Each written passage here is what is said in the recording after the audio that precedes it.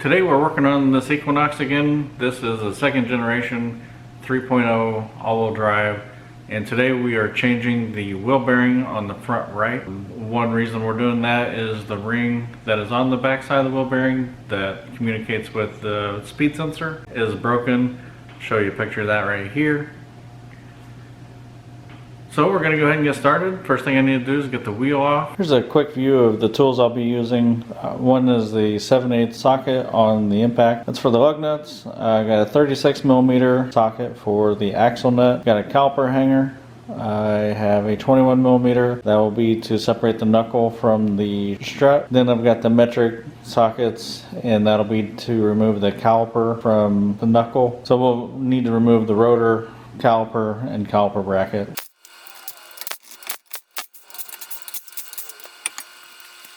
Alright, so the first thing I'm going to do is remove the caliper bracket and the speed sensor and get those hung up out of the way. Now, if you have a standard Chevy Equinox, you're not going to have this exact setup. This is an upgrade that I did. The caliper is off of a Cadillac SRX, the rotor is off of a Cadillac CTS. If you're at all interested in that setup, I'll put a link in the description below for that video. But anyway, we'll go ahead and get started. This is just a 10mm bolt.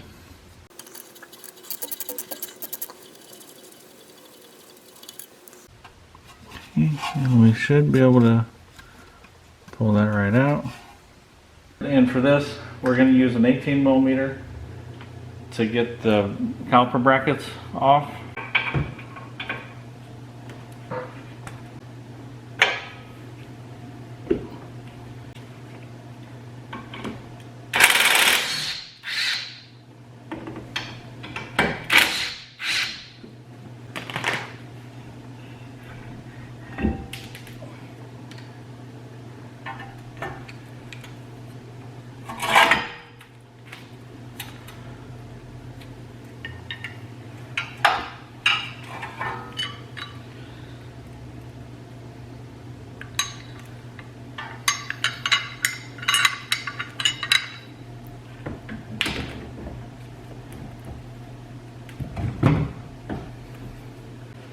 Alright, so I just put this axle in the other night, and I did not torque it down because I knew I was taking this apart.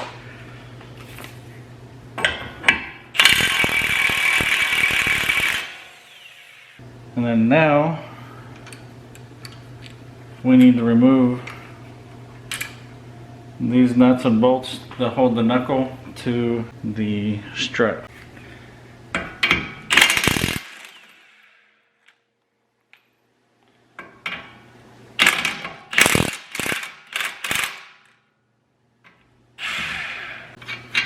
I'm putting these back on so I can tap them through with the hammer. Get the bigger hammer.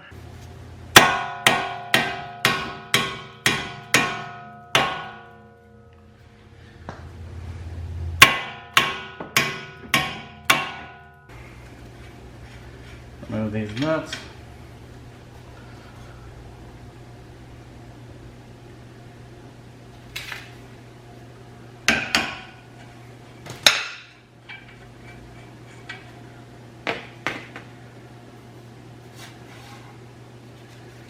Couple more taps.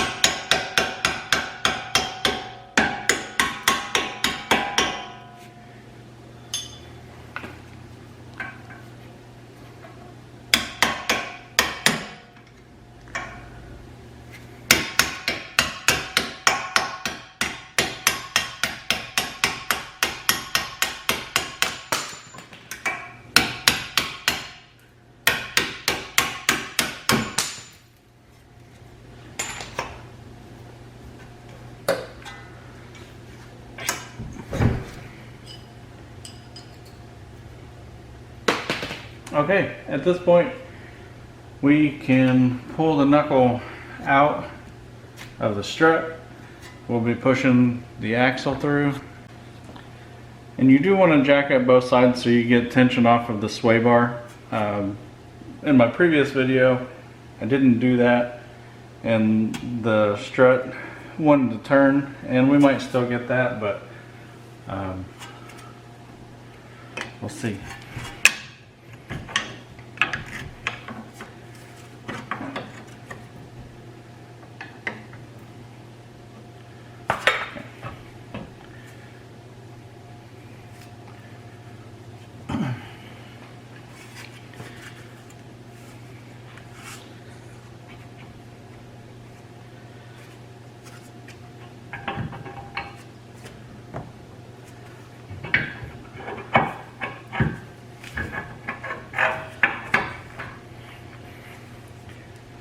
So I guess at this point I should also mention that if you wanted, you could have taken the ball joint loose and probably done the same, I'm sorry, the tie rod, and maybe ended up with the same ability to get this out.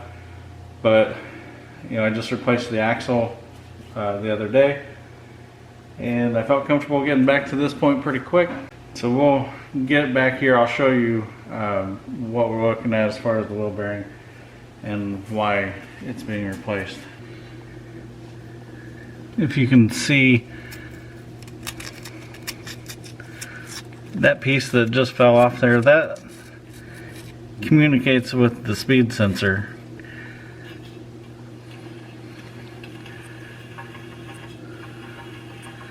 And the wheel bearing seems okay other than that, but that's causing us some issues. So we're going to go ahead and replace that, and this looks like they might be 10mm. Okay, 13mm. Alright, so we're going to take out those 3 bolts I just showed you. They are a 13mm.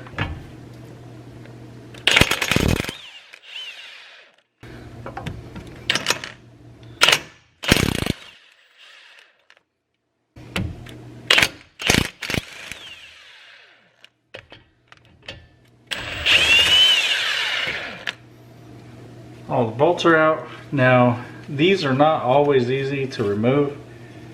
A lot of times, you know, this is aluminum. You know, the main knuckle is aluminum, and then the housing for the wheel bearing is aluminum. And with the dissimilar metals, there's some oxidation that takes place, and sometimes they're not easy to take off. But we're about to find out if this one is. So the first thing I'm going to do is take the hammer here, and I'm going to hit the back side of it right here. If I remember right, I replaced this not too terribly long ago, maybe 2 years ago.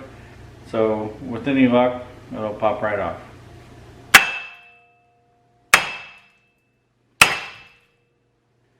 Alright, it's moving.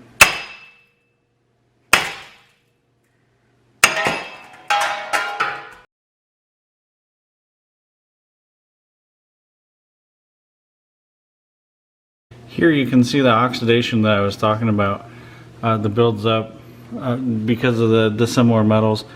So I'm going to go ahead and clean this with a wire brush, wire wheel on a drill, and then we'll compare the old one versus the new one.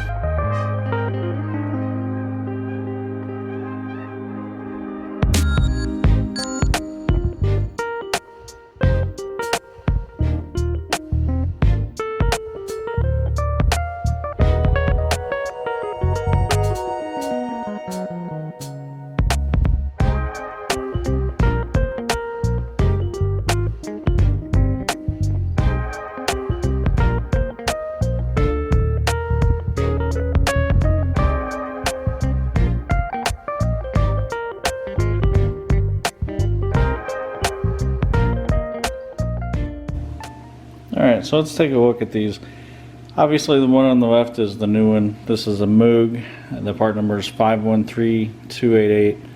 There's nothing really to look at here other than this one's brand new. This one's rusty. This is where we can see the difference and what the problem is. This one, this piece right here, that's for the speed sensor. Alright, so now I'm just going to go ahead and get this one in, torque down, and start putting everything back together. Alright, so the torque specs for the bolts going back in here are 70 foot-pounds. Go ahead and poke them through here. Try to get at least one of them started.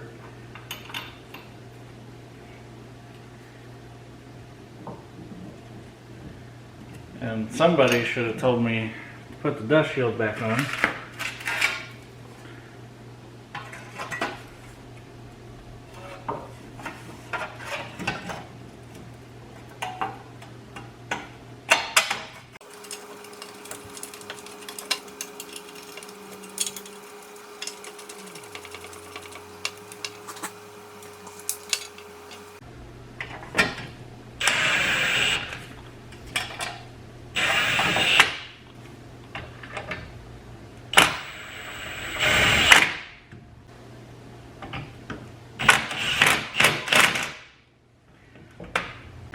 Got our torque wrench set to 70 foot-pounds.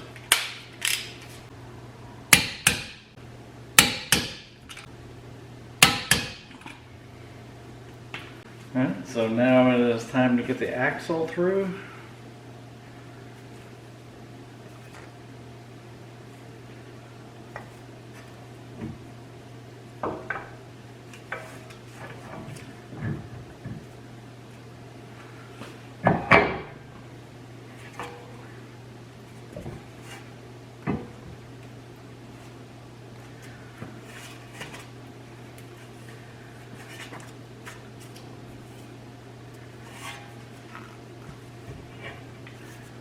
Alright, the axle has lined up on the spines. Now I just need to get the knuckle back into the strut.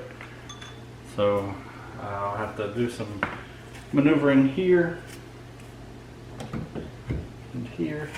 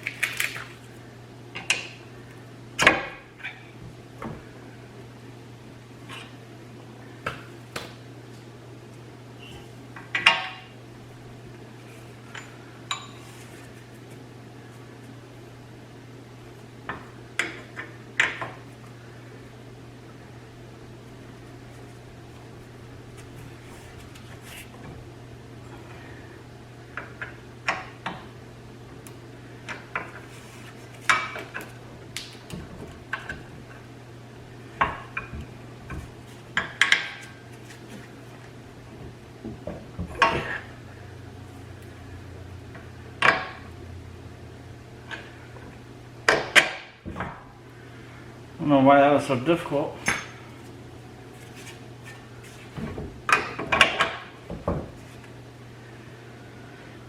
Okay, well, we got those in, or at least started. Tap them in a little bit.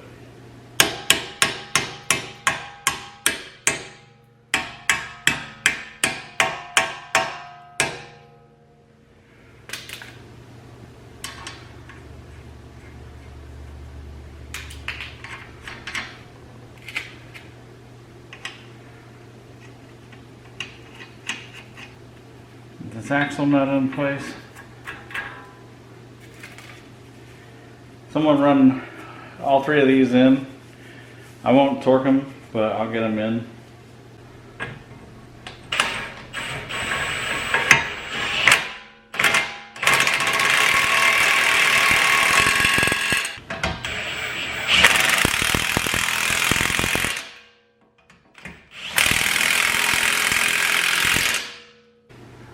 I'll go ahead and get the torque values set up. This one is 151 foot-pounds.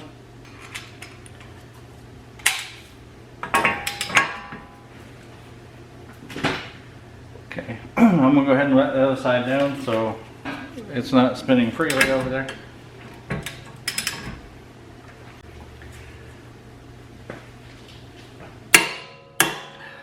Alright, torque specs on these is 137.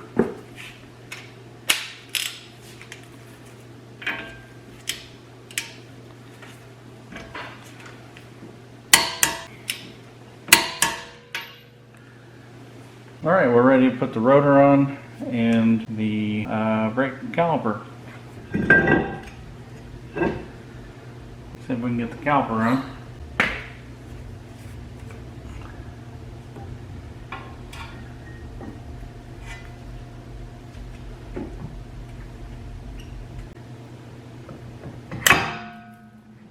Perfect.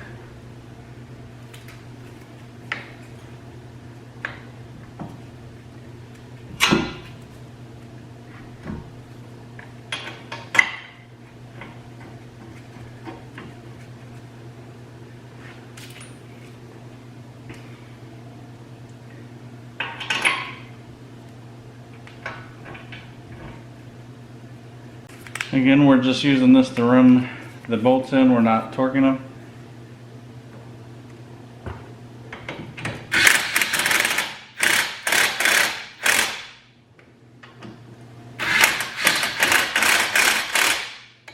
And these get torqued to 147 foot-pounds. I'm sorry, 140 foot-pounds. Since we had these off just the other day, I'm going to go ahead and torque them. They are 20 foot-pounds.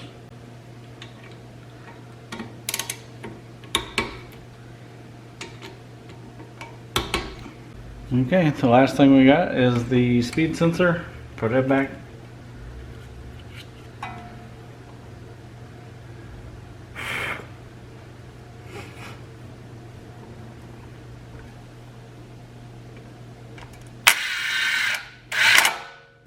Alright, now all we gotta do is put the wheel back on, take it for a drive, make sure that the speed sensor error is gone.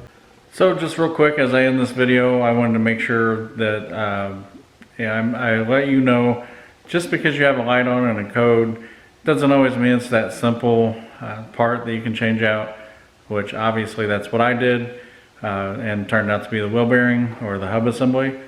That being said, just take a little extra time to try and do some diagnosis. If not, you can throw some cheap parts at it. I think the speed sensor may have been like $23 if I remember correctly. But anyway, there will be links in the description for the wheel hub and also the speed sensor, as well as some other tools that might make the job easier. So if you have any questions, put them in the comments below, and if this video was helpful, either let me know that by commenting or just give a thumbs up. Either way helps me know that what I'm doing is actually helping people. Anyway, I hope you enjoyed, or at least got some knowledge from this video, and I appreciate you watching. Thank you.